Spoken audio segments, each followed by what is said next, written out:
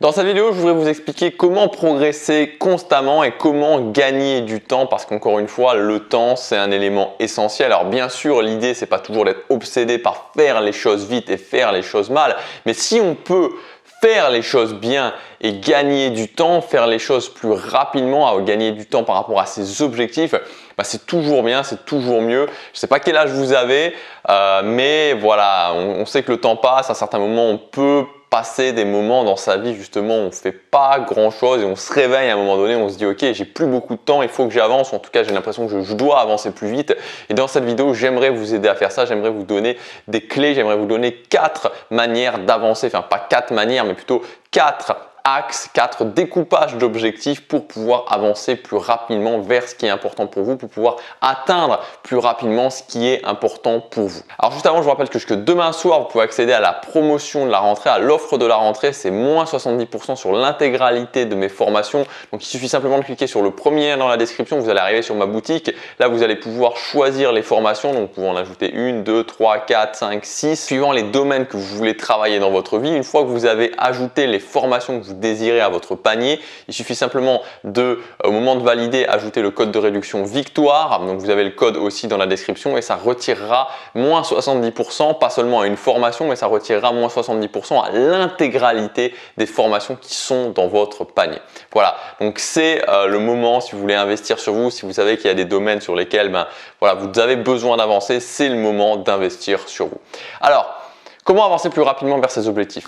La première chose, c'est d'être clair sur le découpage, c'est-à-dire se dire ok, j'ai une vision, j'ai un objectif, j'ai des étapes. La vision, c'est la grande image, c'est-à-dire ok, voilà ce que je voudrais, voilà comment je m'imagine. Peut-être que je m'imagine voyageant autour du monde avec 1 million d'euros sur mon compte en banque. Peut-être que je m'imagine avoir une villa à Los Angeles. Peut-être que je m'imagine avoir une Ferrari. Peut-être que, au contraire, je m'imagine être en caravane et habiter juste dans ma caravane et faire le tour de France avec ma caravane. Je sais pas ce que vous voulez. Peu importe ce que vous voulez, peut-être que je m'imagine être un grand artiste, peut-être que je m'imagine être un grand écrivain, mais premièrement, vous avez cette grande vision, la grande vision qui vous inspire vraiment. Vous ne savez pas vraiment comment y arriver, mais vous savez que c'est un truc qui vous inspire. Ensuite, je passe une étape avant et on va passer à l'objectif. Ok, quel est le premier objectif que je peux me fixer et qui va me permettre d'atteindre cette vision? Si je veux la liberté géographique, la liberté financière, ce n'est pas une mauvaise idée de commencer à monter un business en ligne. Ça peut être gagner par exemple 2000 ou 3000 euros par mois avec. Ça peut être le premier objectif. Donc vous voyez, j'ai ma grande vision, elle est floue. Par rapport à ça, je me dis ok, quel objectif je peux mettre, quel drapeau je peux planter qui pourra me permettre d'avancer vers cette vision.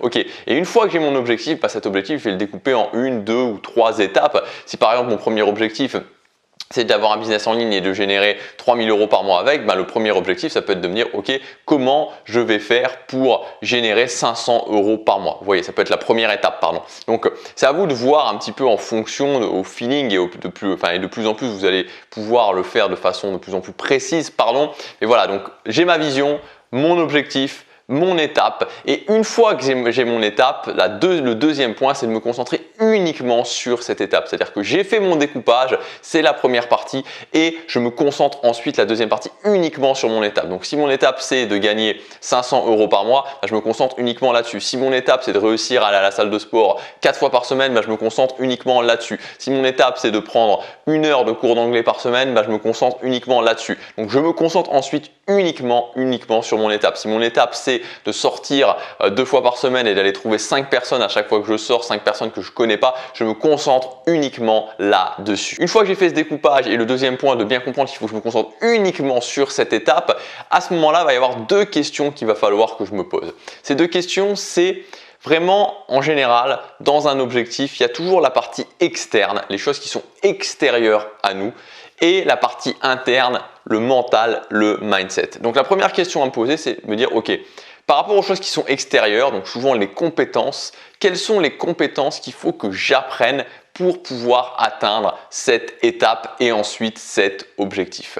Donc si je veux gagner par exemple 500 euros par mois avec, il y a de fortes chances qu'il faut que 500 euros par mois avec mon business en ligne, et que j'y connais rien, comme c'était le cas pour moi au départ, il y a de fortes chances qu'il faille que je me forme. Il faut que je me forme pour pouvoir justement avoir ces compétences externes, pour avoir ces choses qui font partie du monde extérieur et qui vont me permettre justement d'avoir les compétences nécessaires pour ensuite atteindre cette étape et ensuite l'objectif. Et après, il y a aussi le côté interne, le monde interne, c'est-à-dire le mental. Si par exemple, je veux aller aborder 5 personnes et que je sors 2 fois par semaine et que je veux aller aborder 5 personnes que je ne connais pas, là aussi, il y aura des compétences externes. Il y a connaître les dynamiques sociales, par exemple, essayer de mieux maîtriser les dynamiques sociales, l'art de la conversation. Tout ça, c'est des compétences externes, mais il y a aussi toute la partie interne. Comment je maîtrise mieux mes émotions? Parce que si j'ai peur d'aborder de nouvelles personnes, si quand je vais pour aborder de nouvelles personnes, je me mets à transpirer, ça va pas, et puis au moment d'y aller, je me dis non, je peux pas. Là, c'est pas une question tant de compétences, parce que vous pouvez savoir des choses, vous pouvez avoir des compétences au niveau externe, mais ça va pas vous aider. Là, c'est au niveau interne. Par exemple, comment j'apprends à mieux gérer mes émotions? Comment je fais face à mes peurs? Tout ça, c'est au niveau interne. Donc, si je résume, vous avez votre objectif, vous avez votre vision, votre objectif. Ensuite, vous faites le découpage, vous avez votre étape. Par rapport à cette étape, posez-vous ces 2 questions. Quelles sont les compétences qu'il faut que j'acquière au niveau externe et quels sont les blocages qui vont pouvoir se produire par rapport à moi au niveau interne et comment je fais pour trouver des solutions par rapport à ces blocages. Si j'acquiers les compétences, si je me concentre sur le fait d'acquérir de nouvelles compétences et si je réussis à aller au-delà des blocages que je peux avoir, alors je vais gagner du temps et je vais pouvoir atteindre mes objectifs plus rapidement.